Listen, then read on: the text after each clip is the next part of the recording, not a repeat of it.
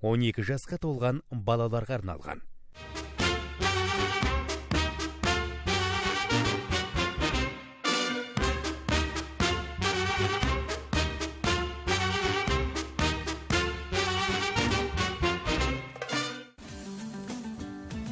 Маңғыстау арнасында жаңа жоба. Бұл бағдарламаны ел ішіндегі әзілдерге, қызықты оқиғаларға арнаймыз. Ассалаумағалейкум әлеумет.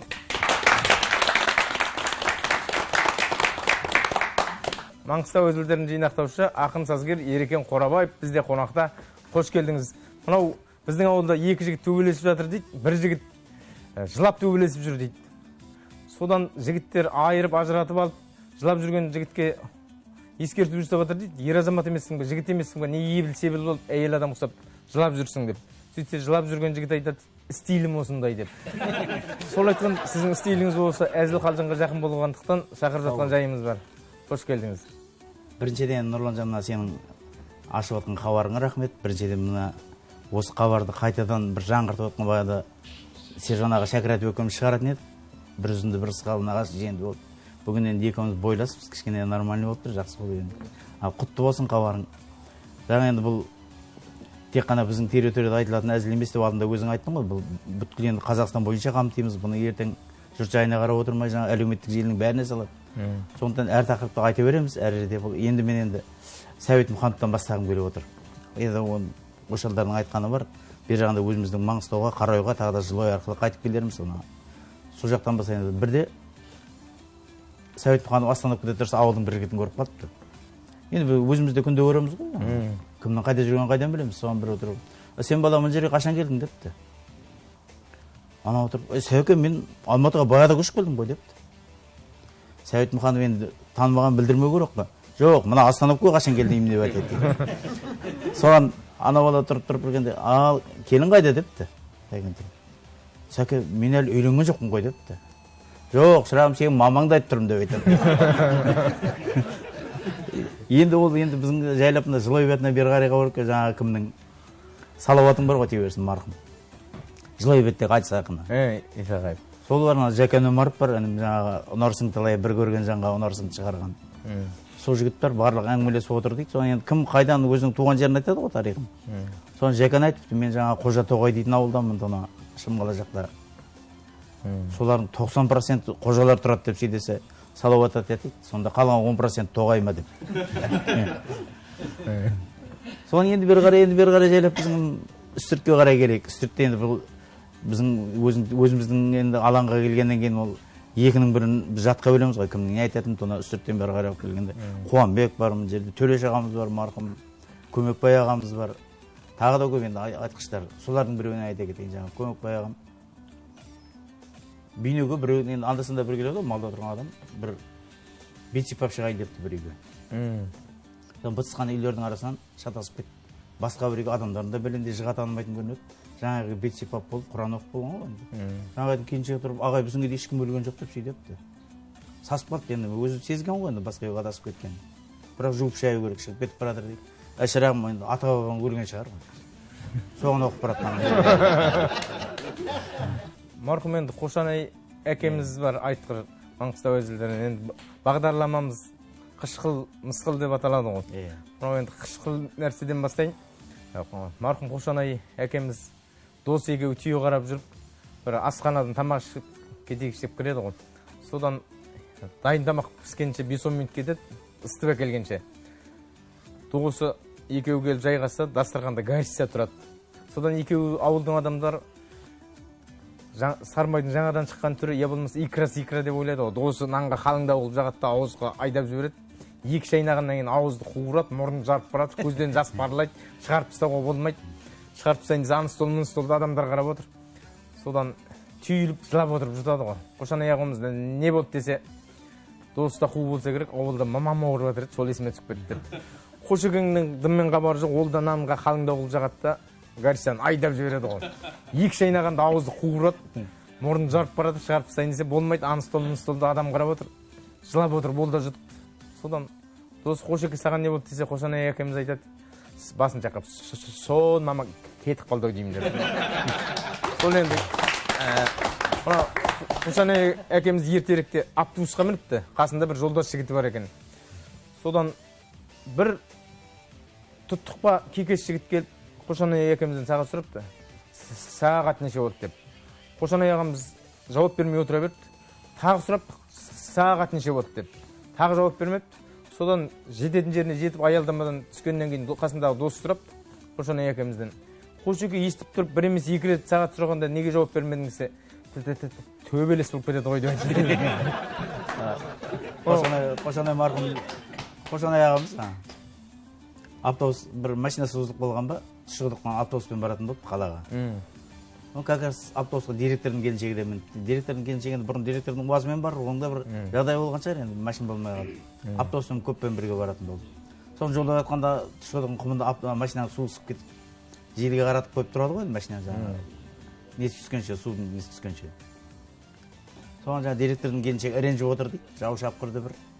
Анда-санда бір автобусқа міне қойғанымыз екен деп та. Өзінше болып отырады ғой енді. Қошекең айтады, бұрын самолеттен ұшып жүрмедіңіз деп. Соған бір осы бір садақа болды. Өсіңде бір проблема болады ғой, мысалы садақада садақаны той қылып өткізуге болмайды, анау мынау жаңағы тамақ қойып шашылуға болмайды, сырап анау мынау деп. Сосын біреу айтты, осы неге дастарханға обыз жолаптау керек депті. Сосын бір мына жақтан бір молда шыға келді, өсіңген молда болып қойды біреу. Ой, жоқ. Не? Қойға болады, ош, алма, нелерді апельсиндерді қойға, ол дейтін пештің тамағы ғой деп сөйдепті. Сонда Қошанай айтады, сен пештің әбет жеп жүрмедің.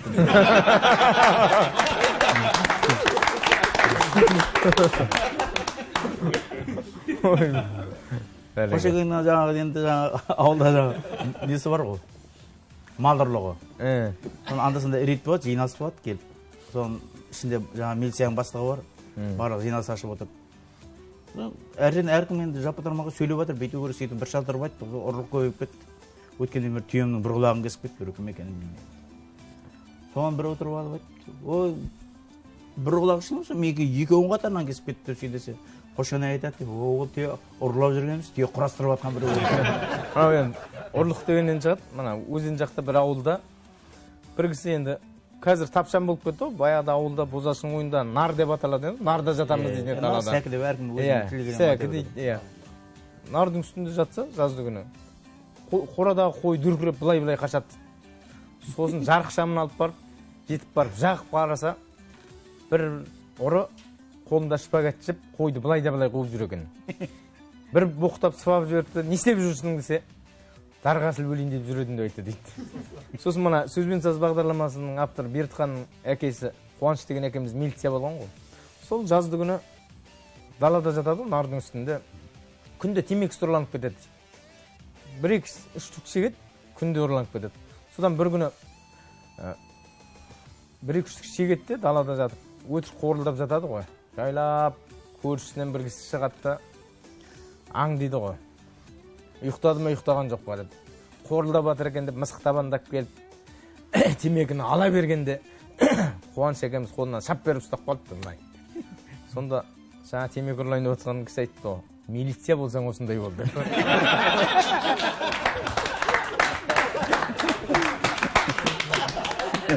Риза болған ғой. Көрермендерімізден де әзіл сұрайық. Менің бір жездем бала сөйленіп той жасап атқан ұқсайды. Сол шайға кіретін болып, қолға су құйып, орамал таратып. Сосын бір үлкен кісі өзінің қайнағасы келіп, орамалды бергеннен кейін орамалдың, ай, әбеке, ма орамалыңыз жыртық қой. Орамал алуға не жағдайыңыз жоқ па деп айтты. Ай, жәкай деп айтады дейді сонда әбеке. Қонақ көп келген үйге орамал жыртық болар ғой.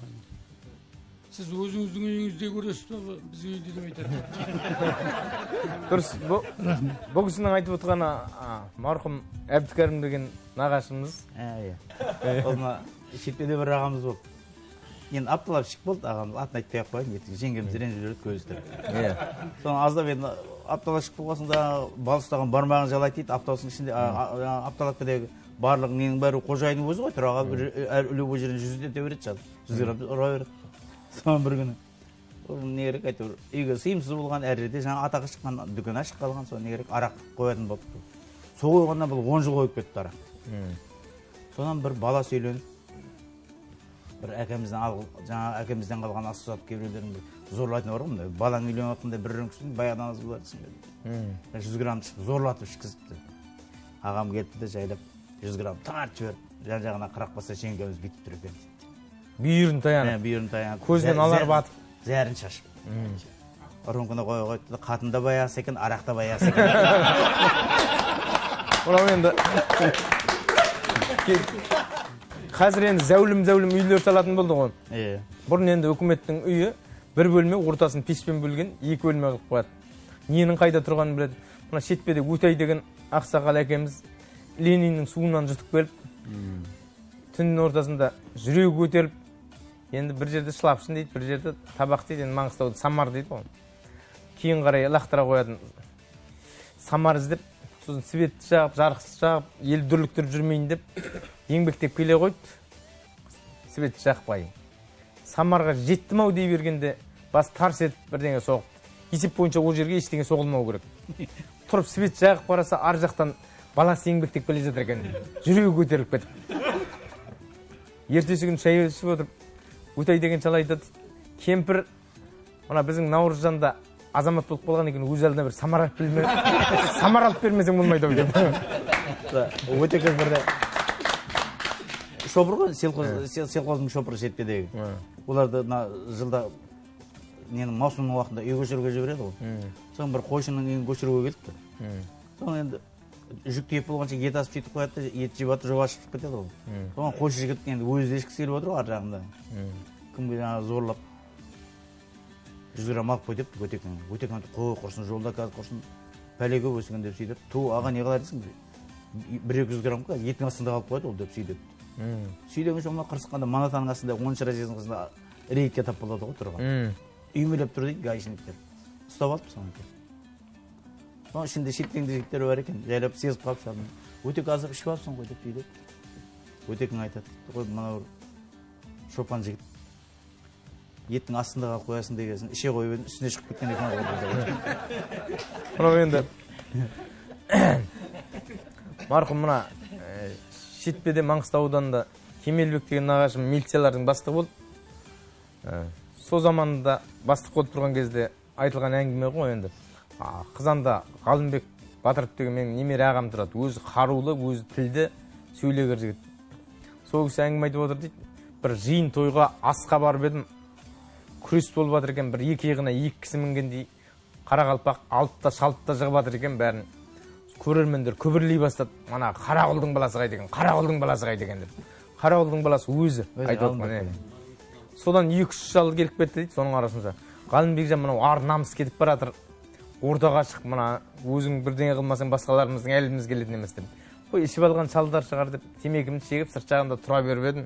Соның арасында күрес тамашалап тұр едім. Бір кезде көрермендер хормен "Гари, Гари" деп айқайлап, Троядағыдай ашылды деп айтты дейді. Содан халық қаласа хан түйесін сояды деген ортаға шықтым да, жаңа басымнан асырып лақтырып едім, бел омыртқа сүзіліп кетті. Сөйтсем Кемелбектің қамауда ұстап отырған қалпақ екен деп айтады. Сол Ғалымбек ағамыз енді 75-ші жылғы, өзі 75-тер Қазанда жақсы жүріп қойды. Сол Қазанның ар жағында Ырысбай деген құрдастары мал бағатын болып, сол ауылдан қой жеп келеміз деп қысты күні. Бір жерде тәулетке уаз дейді, біздерде крити уаз дейді, скорый уаз дейді, әйтеуір 11 адамды уазбенен Үрелде Ғалымбек ағамыз сол мал ауылға барады ғой. Қайтып келе жатқанда 2 рет аударылады, жол апатына түседі. Соны Ғалымбек ағамыз әңгіме қылып отыр дейді. Ырысбайдың ауылынан шығып келе жатыр едік, уазымыз тайып кетті, бісміллә дегенше олар тас төбесімен түсті. Сосын түссем аман сау екенмін, уаз тас төбесімен жатыр. Барып салонның есігін ашып едім, жігіттер қорыққан, оның үстіне тоңған қысты күні қалтырап отыр екен. Содан 10 шақты жігіт қоямыз ба, тұрғызып алып уазда ары қарай ауылға тағы тарттық. Келе жатыр едік, тағы тайып кетті, бісміллә дегенше олар тағы тас төбесімен түсті. Біраздан кейін есімді жисем аман сау екенмін, уаз тас төбесімен жатыр. Ойпырмай Алла тағала арамыздан біреуді алмай қоймайын деген болды ау деп түсіп барып салонның есігін ашып қалып едім. екінші аударылғанда жігіттер үйреніп қалған екен деп айтады. Қақа деген құрдасын айтады, қақа отыр екен, плапонды мынау түсіп қалыпты ғой деп қолға қатайтып. Енді біздің шайырға жақындап келейік Қызаннан бері қарай. Біздің олда қазір Таушықта тұрады, Ерқасым деген ағамыз болды, қойшы. 80-дердің үстіне шығып кетті, ода түрлі айтқыр адам бір. Сол Ақтауға келетін болды, Ақтауға келу дейтін бір үлкен бір бізге бір жаңағы Гонконгқа барғанмен бір. Иә, ол тіпті одан басқа жер бар деп жүрген жоқпыз, қала бар. Соған келіп, қасында бір, мынау енді дайындап шыққан ғой, қырынған, шайынған. Орта жылда бір ағасын іле кетті. Ол ағасы жаңағы тек қойдан келген киіммен жуынбаған, қопыраған күйінде кетіп қалды қалаға. Соған екеуі келе жатады, жаңағы ағасы ере алмайтын көрінеді, мына ілгері шығып кететін көрінеді. Шайырдың тағы адамы кездесіп, не жүрсіңдер деп. Қой, мына біреу, бет-аузы түк-түк болған алып басты, адамға да ере алмайды. Мен тек өндірде болып ілгері шыға беремін деп айтады Ерқасым. Соған енді ағасы жақындап келгенде, жақындай бергенде айтады. Ағамыз екеуміз шалқып жүрміз деп айтады. Мананың бәрі жүріп шай көріп қойды. Мен Қосқали досым үйленетін болып, соған самға тобын шақыратын болды. Самға тобының бос күніне шақыратын болды. Тойын сол күнге белгілеп, самға тобының бос күніне. Содан шақырды, тойы өтті, самға тобы келмей қалды. Содан Ақтауға келгеннен кейін Қосқали бар, мен бар, жаңа самға тобындағы Жасұлан мен Бүркіт бар, бәріміз бас қостық. Сосын енді Қосқали екеуінің ағалары ғой, жеменейлер. Сосын екеуіне ұрсып жатыр. Тойыма неге келмедіңдер, уәде беріп алды деп.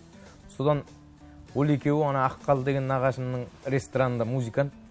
Соған айтып жатыр Қосқалиға. Қосеке, Аққал ағамыз ана деген әнге клип түсіретін болып, соған байланысты келе алмай қалдық енді деп. Қосқали стол тұрып жатыр, мен білмеймін. Сендер маған уәде бердіңдер, мен туған тумаласпен жаманаттасып, ертең жұмыс дегеніне қарамай тойымды белгілеп, сендер келеді деп шақырдым деп ұрсып жатыр. Содан Бүркіт айтып жатыр енді. Қосекені тойыңызға бара алмай қалдық, кешіресіз, бұйырса құдалығыңызға барып ән салып берерміз деп. Сөйтсе Қосқали айтады, сыбап жіберіп. Менің құдалығымның тұсында Аққал әке деген әнге клип түсірсе қайтесіңдер деп. Өтті болды. Насихат дейтін асама жігіт тұр оны. Онда дағы. Бәйбі жігіт. Соған бір, енді бір, несі бар адам, бір ауқатты жігіт та, ақшасы бар. Давай депті насихат, менің тойымды елде жоқ қыл жасашы. Бұрынғы тойларда ұқсанбайтын болсын. Ақшаны қанша керек төлейім деп сөйтіп. Енді ол қапелімде тойды басқа шап қалай жасасын, енді бұрынғы жасайды. Айтады дейді насихат. Онда жас жұбайлар той біте бергенде соңынан кіргізейік деп айтады. Мына Ақшықұрда тұратын менің бір Ауған Серік деген бөлім бар. Аты Серік, Ауғанстанда соғысып келген. Ауған Серік дейді. Лақабы аты Ауған Серік. Енді өзі 2 метрге жақын бойлы сойлы жігіт. Сол үйде қонақта отырмыз. Сосын бір кезде далаға шыққым келіп кетті. Содан есіктің алдында үлкен тәпішік тұр екен, қайықтай. Енді ұзын жігіттің тәпішкісі де ұзын болатыны, үлкен болатыны белгілі. Соңғы екенін біліп тұрмын. Сәке бөле, мынау сіздің тәпішкіңіз бе дедім. Иә деді. Бере тұрыңызшы. Сыртта туалетке киіп барып келейін деп едім. Киме шайды. Киме дейді. Неге десем, сен ұқсағандар киіп кетеді де, өкшесін былғап әкеліп береді дейді. Жаңа Ауған Серіктің айтатын еді жаңағы.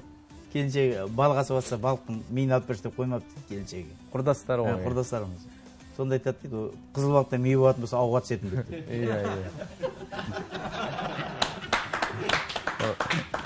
Әдем әзілдері бар. Жаңа Ауған Серіктің әзілінен шығады. Бір ағам Қаржанбаста жұмысқа барған. Соған бір ауылдың жігіті келіп жұмысқа тұрған, орналасып енді жаңағы Қаржанбаста өзінің ережелері бойынша етік киіп жүру керек, бас темір. Жаңағы жігіттің размерін, аяғының размері 50 көрінеді. Енді оған жаңағыдай размерде етік жоқ. Аннан сұрайды, мыннан сұрайды, күнде жаңағы тыбылар ұстап алып, ескерту жасайды, жүргізбеген, ең соңында 2-3 рет түсініктеме алып, жаңағы жігіт механикіне жылап барды.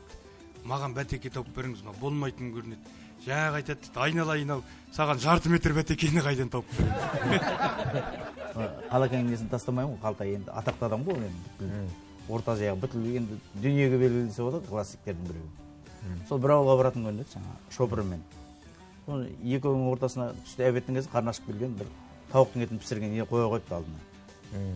Соған жаңа шопырының тәбеті жақсылау деймін, күнге қарағанда. Қалакеңе қарамастан түгел бұтын-бұт қолын қылып, жаңа тауықтың талқан шығарып жеп тастады. Шал аш, былай шыққаннан кейін шопырына қарап айтады дейді. жаңа тауықтың қызығын қораздан кейін сен көрдің ау. Бірде жаңа фильм дейтін газетте редактор болып жұмыс істеді. Бұлақта совет үкіметінің кезінде кілең ана кинолар туралы шығатын журнал да. Ол дұрыс кәдімгі беделі бар журнал ол кезінде. Ішінде қыздардың суреттері шығады, солар киіп алып қояды. Советский экран деген болды. Өзіміздің заманымызды айтып отқаным ғой. Ана шал сонда редактор болып жұмыс істеді. Соған бір машина берген болды. Машина болғанда бір ескілеу болды. Сол жұмыстан кейін шал Волганы мініп алып жайлап пивнойға баратын көрінеді, сырақанаға. Оны осы жайына қарап жүре ме, біреулер айтып барды, анау дейін үкіметтің машинасын. Сондай арақ ішетін жерге мініп жүрді. Ертесі күні Имаш Саттар деген кісі шақырып алыпты. Сен слушай, Қалтай, үкіметтің машинасын сен неге пивнойға мініп барасың деп көрінеді. Сонда Қалтай айтады, оны сіз маған міндет бердіңіз ғой, мен ана енді итеріп барайын ба деп. Мынау енді Ақшымырауда менің нағашыларым тұрады ғой, білесіз, өзім Қызандікімін. Ақшымырау Қызан деген Маңғыстаудан орталық шетпеден алыста жатыр, 110 шақырым Қызанның өзі. Ақшымырау 125 шақырым. Менде екі ауыл бұрын көлік жоқ, жол жоқ. Жеменеймен жары бір-бірінен қызала берген, той демейді, садақа демейді, әзілдесіп, қалжыңдасып ойнай береді. Бір күні бір қысты күні жеменей шал қайтыс болды. Соған біздің ауылдың шалдар жерлесуге топырақ салысуға барса, бір жеменей шал сөз бастап, біздің шалдың күнін қараш жадырап, жайнап тұр, жазды күні ұқсап. Өткенде сендер жарлар кешселер, бәленше деген шалдардың жерлегенде ауа-райы өздерінің мінездерін ұқсап алай-дүлей болып кетеді. Біздің шалдың күнін қараш деп. Сөйтсе біздің шалдың біреу айтады, осылай жеменейдің күнде бір шал өтіп жүрсе екен, ауа-райы жақсы болып тұратын. Менің нағашыларымды айтқыр, марқұм әрі жездеміз болады, әрі нағашым болады, Әбжами деген шал болды. 84 жасында қайтыс болды. Ол қатты айтқыр. Бір күні бір жиені қоныс той жасап, үйіне шақырған ғой. Содан үйіне барып отырса, жаңағы үйдің иесі тілек айтып жатыр дейді. Жаңа үйдің иесінің екі ағасының аздап жымқырмасы бар екен. Шеге жат салып кете қояды, балға жат салып кете қояды. Содан үйдің иесі тілек айтып жатыр дейді. Мына мамам маған ешкімнің ала жібін аттама, ұрлық жасама дейтін еді. Өз еңбегіңмен салған үйім емін еркін ас су ішіп, арқайын отыра беріңдер, демалып, өз үйлеріңдей көріп. Анам ешкімнің ала жібін аттама дейтін еді деп қоймайды дейді. Сөйтсе Әбжами тілекті бұзып жарып айтады дейді. Ұрлық жасама деп мамаң тек өзің айтатын бет деп. Сол Ақшымырауда біреу азап тентектік жасап ұрлық жасап қойған. Енді аудан орталығынан шалғай ауыл ғой, енді милиция жоқ ол кезде. Ақсақалдар алқасын салады. Содан бір жас жігіт арақ ішіп ұрлық жасап қойған. Ақсақалдар алқасын салып жатса, біреу енді ағайын тумаласы ақтайын деп бір ақсақал. Енді бұл баланың бұндай ұрлығы жоқ қой, енді ішіп байқамай жасап қойған ғой десе, бір шал айтады дейді. Бұл неге мас болып қалып, ішіп қойып, білмей қалып, орталықтағы құдыққа түсіп кетті деп. Одан әркім өз пікірін айтып жатса, бір шал айтты дейді. Мына ұрлық жасаған адамның Арабиядағыдай, Қытайдағыдай саусақтарын кебісу керек, қолын шабу керек деп. Кезінде өзі аздап ұрлық зырлықтан хабары бар бір шал. Сөйтсе Әбжами деген шал айтады дейді. Бәленшек онда сенікін иықтан шабу керек қой. Сосын мына марқұм Ителгі деген нағашым өтті өмірден. Сол кісі енді інісі Нұрқияс қайын жұрты Атырауда, екеуі келіншектеріменен Атырауға пойызға мінеді ғой. Келе жатса плацкартта бір үлкендеу кісі әйелін қымтап, одеялын жауып, жастықтарын түзетіп, былай қылып, құрметтеп жатыр дейді. Содан жаңа Рахия деген шешеміз айтты. Қожайын жұрттың күйеуін қараш, әйелін қымтап өліп бара жатыр. Бізге бұның бірі де жоқ деп. Сөйтсе Ителгі нағашымыз айтады, сұраш өз әйелім екен айтып көр деп. Ауылдық жерде барлығы таңертең малын жайғағаннан кейін контордың қасына барып тұру әдетке ғой. Әдетке айналған сол жерде жаңалық, елдің жаңа садақа тойы, поштада сол жерде барлық адамдар жиналады, шалдар жиналады.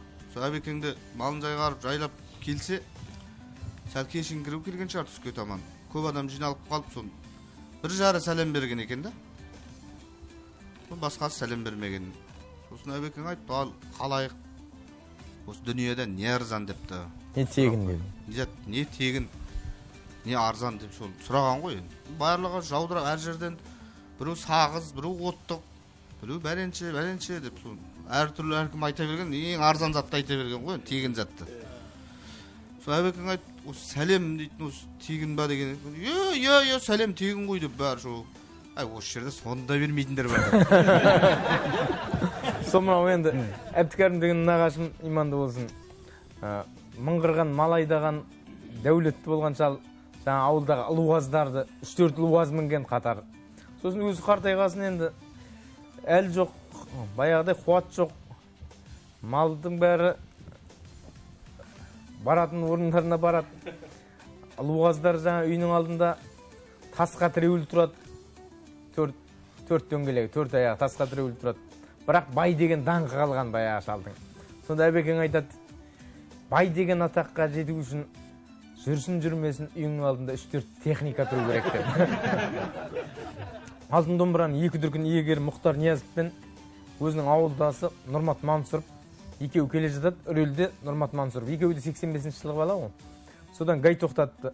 Құжаттарыңызды беріңіз деп. Құжатын қарап тұрып Гай айтыпты. Нұрмат, сен 85-ші жылғысың, мен сен түріңе қарап 75-ші жылғы шығар деп ойлап едім деп. Сөйтсе Мұхтар Ниязов айтады, сендерді көріп 10 жылға қартайып кеттік қой деп. Ал, құрметті Ерекен аға, барша көрермендер, алтын бастарыңызды иіп, алтын уақыттарыңызды қиып келгендеріңізге көп-көп рахмет. Келесі эфирде жүздескенше